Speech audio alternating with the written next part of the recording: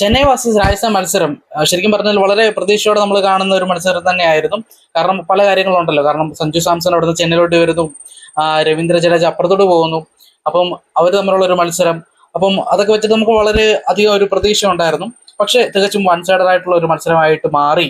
ഈ പറയുന്ന പോലെ ചെന്നൈ വളരെ ആവറേജ് പ്രകടനത്തിലും താഴെയുള്ള ഒരു പ്രകടനം കാഴ്ചവെച്ചതോടുകൂടി തന്നെ വളരെ വൺ സൈഡഡ് ആയിട്ടുള്ള ഒരു മത്സരമാണ് ഈ പറയുന്ന പോലെ ഇന്ന് നമുക്ക് കാണാൻ സാധിച്ചത്. രാജസ്ഥാൻ റോയൽസ് വളരെ മികച്ച രീതിയിലുള്ള പ്ലാനിങ്ങും എക്സിക്യൂട്ട് നല്ലപോലെ എക്സിക്യൂട്ട് ചെയ്യുകയും ഒക്കെ ചെയ്തിട്ട് വളരെ മികച്ചൊരു ഇന്നിങ്സ് തന്നെയാണ്, അല്ലെങ്കിൽ വളരെ മികച്ചൊരു മത്സരം തന്നെയാണ് അവർ ഇന്ന് കാഴ്ചവെച്ചത്. അതെല്ലാം അവർക്ക് നമുക്ക് പ്രതീക്ഷ വളരെ വളരെ കുറവുള്ള ഒരു ടീമാണ്. അതായത് കപ്പ് അടിക്കുമെന്ന് ചോദിച്ചു കഴിഞ്ഞാൽ അത്രയും നമുക്ക് ഉറപ്പോടെ പറയാൻ പറ്റാത്തൊരു ടീമുകളിൽ ഒന്നാണ് രാജസ്ഥാൻ റോയൽസ്. കാരണം അവർക്ക് ബോളിംഗ് സൈഡൊക്കെയും പ്രശ്നങ്ങളായിരുന്നു. നമുക്ക് അത്ര വിശ്വസിക്കാൻ പറ്റുന്ന ബോളിംഗ് സൈഡൊന്നും അല്ല. പക്ഷേ ഇന്ന് ആർച്ചറും ഈ പറയുന്ന പോലെ അവരുടെ ബോളിംഗ് നിര ബർഗറും അതുപോലെ തന്നെ നമ്മുടെ സന്ദീപും പിള്ളേരൊക്കെ എറിയുന്നത് വളരെ മികച്ച രീതിയിൽ തന്നെ അവർ ബോൾ ചെയ്തിട്ടുണ്ട്. പ്രത്യേകിച്ച് അവരുടെ ഒരു ക്രെഡിറ്റ് അവരതിൽ അർഹിക്കുന്നുണ്ട്. നല്ല രീതിയിൽ പ്ലാൻ ചെയ്തിട്ടുണ്ട്, എക്സിക്യൂട്ട് ചെയ്തിട്ടുണ്ട്.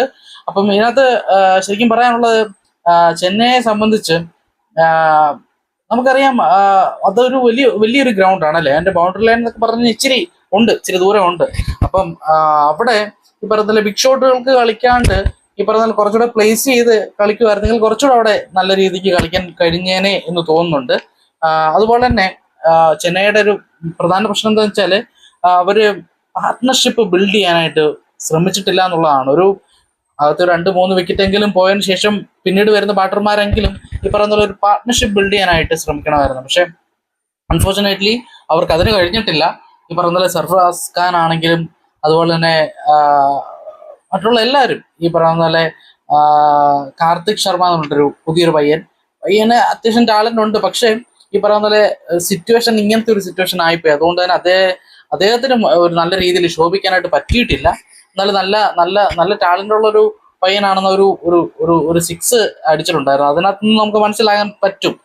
വരുന്ന മത്സരങ്ങളിലേക്കും അദ്ദേഹത്തിന്റെ ആ ഒരു ഫുള്ള് ഈ പറയുന്ന പോലെ സ്കില്ല് വെളിപ്പെട്ട് അല്ലെങ്കിൽ അത് നമുക്ക് കാണാൻ സാധിക്കട്ടെ എന്ന് നമ്മൾ ആശംസിക്കുകയാണ്. അതുപോലെ തന്നെ ശിവൻ ദുബെ എന്നൊക്കെ പറയുന്നത് വളരെ കെയർലെസ് ആയിട്ട് ബാറ്റ് ചെയ്യുന്ന ഒരു എന്താ പറയുന്ന T20 വേൾഡ് കപ്പിൽ ഈ പറയുന്ന പോലെ അത്യാവശ്യം വേണ്ട സമയത്ത് വളരെ ശ്രദ്ധിച്ച് നോക്കി നിന്നൊരു പാർട്ട്ണർഷിപ്പ് ബിൽഡ് ചെയ്ത് അത്രയും ഇതിൽ കളിച്ചുകൊണ്ടിരിക്കുന്ന ഒരു മനുഷ്യനാണ്. അപ്പം അദ്ദേഹത്തിൽ നിന്നും ശിവൻ ദുബെയിൽ നിന്നും അങ്ങനെ ഒരു പ്രകടനം. കാരണം ഫസ്റ്റ് ബോൾ 6 ആണ് രവീന്ദ്ര ജഡേജയ്ക്കെതിരെ. ഫസ്റ്റ് ബോൾ 6 ആണ്. ജഡേജ ഒരു വിക്കറ്റ് എടുത്തതിന് ശേഷം ഫസ്റ്റ് ബോൾ ദുബെ 6 അടിക്കുന്ന ഒരു മാസ് എൻട്രി തന്നെയായിരുന്നു ശിവൻ ദുബെ സംബന്ധിച്ച്. പക്ഷെ അതിന്റെ മൂന്നാമത്തെ ബോളിലേക്കും രവീന്ദ്ര ജഡേജ ശിവൻ ദുബെയുടെയും വിക്കറ്റ് എടുക്കുന്നുണ്ട്. അപ്പം അവിടെ ഈ പറഞ്ഞ പോലെ ഈ നമ്മുടെ ജാമി ഓവർട്ടൺ കാണിച്ച ക്ഷമയുടെ ഒരു പകുതിയെങ്കിലും മറ്റുള്ള ബാറ്റർമാരെ കാണിച്ചിരുന്നെങ്കിൽ ഒരു 150-160 ഈ പറഞ്ഞ സ്കോർ എത്തിക്കാൻ കഴിയുമായിരുന്നു. ഓവർട്ടൺ മികച്ച രീതിയിലുള്ള ഒരു ബാറ്റിംഗ് തന്നെയാണ് കാഴ്ചവെച്ചിട്ടുള്ളത്. അത് ശരിക്കും അപ്രീഷിയേറ്റ് ചെയ്യേണ്ട ഒരു കാര്യം തന്നെയാണ്. അപ്പം അദ്ദേഹത്തിന്റെ ഒരു 36 ബോളിൽ 43 റൺസ് അതില്ലായിരുന്നെങ്കിൽ 100 പോലും എടുക്കാൻ കഴിയുമായിരുന്നില്ല ഈ പറഞ്ഞ പോലെ CSK. അപ്പം അത് ഈ പറയുന്ന പോലെ CSK ഒരു മത്സരം കൊണ്ടൊന്നും നമുക്കൊന്നും ഈ പറഞ്ഞ പോലെ പ്രഡിക്റ്റ് ചെയ്യാനോ എടുക്കാനോ ഒന്നും പറ്റത്തില്ല. ഇപ്പം ഈ മത്സരം ജയിച്ചുകൊണ്ട് രാജസ്ഥാൻ നല്ല ടീമാണെന്നും നമുക്ക് പറയാൻ പറ്റില്ല.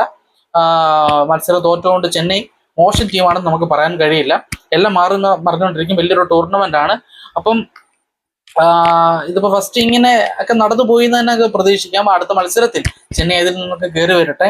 അതുപോലെ തന്നെ ഈ പറയുന്ന പോലെ രാജസ്ഥാന്റെ കാര്യത്തിലാണെങ്കിലും ഒരു ടെൻഷൻ ഉള്ളത് എന്താണെന്ന് വെച്ചാൽ ഈ നമ്മുടെ വൈഭവ് സൂര്യവംശി ഉണ്ടല്ലോ, പുള്ളി ഒരു ചെറിയൊരാളല്ല കേട്ടോ. കഴിഞ്ഞ സീസണിൽ ഫാസ്റ്റസ്റ്റ് സെഞ്ചുറി നേടിയ അദ്ദേഹം ഈ സീസണിൽ ഫാസ്റ്റസ്റ്റ് 50 ആണ് നേടിയിട്ടുള്ളത്. അതായത് ജസ്റ്റ് 15 ബോളിൽ അദ്ദേഹം 50 തികച്ചിട്ടുണ്ട്.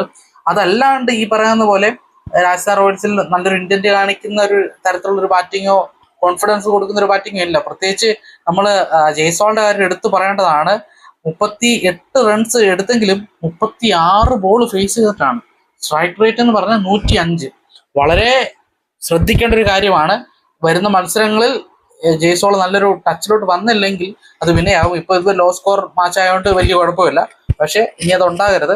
അപ്പം അതല്ലാണ്ട് ബോളിംഗ് സൈഡൊക്കെ അത്യാവശ്യം ഓക്കെയാണ്. പക്ഷേ ഒരു മത്സരം കൊണ്ട് നമുക്കൊന്നും വിലയിരുത്താൻ പറ്റില്ല. അടുത്ത മത്സരത്തിൽ ഈ പറയുന്ന പോലെ അത് അവർക്ക് കണ്ടിന്യൂ ചെയ്യാൻ പറ്റട്ടെ എന്ന് ഈ പറയുന്ന പോലെ വിഷ് ചെയ്യുന്നു. അതുപോലെ തന്നെ ചെന്നൈയെ സംബന്ധിച്ച് മാറ്റ് ഹെൻറിയുടെ ഒരു ബോളിംഗ് നമ്മൾ വളരെയധികം പ്രതീക്ഷിച്ച ഒരു കാര്യമാണ്. കാരണം ചെന്നൈയുടെ നട്ടല് ഹെൻറി ആണെന്നുള്ളൊരു ഇതുണ്ടായിരുന്നു. പക്ഷേ ഈ മത്സരത്തോട്ട് വരുമ്പോൾ 3 ഓവറിൽ 40 റൺസ് വിട്ടുകൊടുത്തിട്ടുണ്ട്. ഒറ്റ വിക്കറ്റ് കൂടെ എടുക്കാൻ കഴിഞ്ഞിട്ടില്ല. അത് വളരെ ശ്രദ്ധിക്കേണ്ട ഒരു കാര്യമാണ്. ഖലീൽ അഹമ്മദ് അത്യാവശ്യം കുഴപ്പമില്ലാണ്ട് നല്ല രീതിയിൽ പന്തെറിഞ്ഞു. 5 ആണ് എക്കോണമി കൊടുത്തിരിക്കുന്നത്. ബ്രില്യൻ്റ് ആയിട്ടുള്ളൊരു, അത്രയും പ്രതീക്ഷിച്ചില്ല ഖലീൽ അഹമ്മദിൽ നിന്നും. പക്ഷെ വേറെ ആരും ഈ പറയുന്ന നല്ല രീതിയിൽ പന്തെറിഞ്ഞിട്ടില്ല. അപ്പം നൂർ അഹമ്മദ് ആണെങ്കിലും 24 റൺസാണ് ഒരു 2 ഓവറിൽ കൊടുത്തിട്ടുള്ളത്. അപ്പം ചെന്നൈ ബോളിങ് കുറച്ചുകൂടെ ശ്രദ്ധിക്കണം, ബാറ്റിങ്ങും പറഞ്ഞ ശ്രദ്ധിക്കണം. അടുത്ത മത്സരത്തിൽ ഇതൊക്കെ മാറ്റി വെച്ചിട്ട് മികച്ചൊരു മത്സരം കാണാൻ പറ്റട്ടെ, മികച്ചൊരു ജയം കാണാൻ പറ്റട്ടെ എന്ന് ആശംസിക്കുന്നു.